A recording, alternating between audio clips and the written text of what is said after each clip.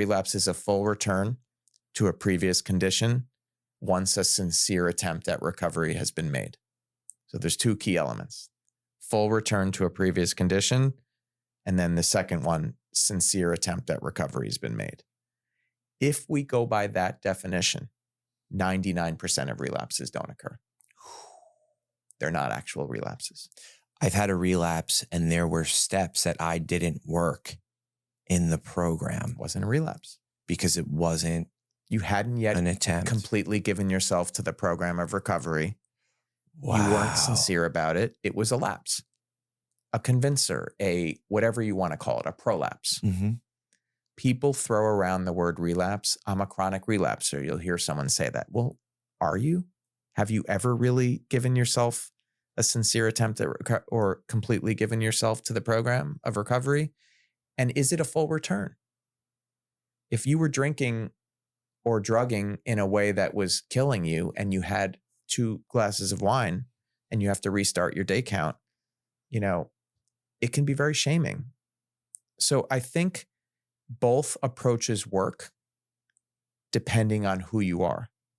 But AA is a very small portion of the population that believes that abstinence works for them, and they need to, based on their alcoholism or addiction. They have primary diagnoses for substance abuse. Mm-hmm. A lot of people I work with are primary mental health, secondary substance abuse. So for them, that wouldn't work, going to AA or being totally abstinent. That actually might be worse because of the shame and the feeling of failure. Yeah. So I think as a clinician over the, almost 20 years of working in the field, I chip away at that AA or abstinence bias every day. And I feel like that's what separates a good clinician from one that might not be as good, is people who haven't worked on their own biases or chipped away at their ideas that only one way works.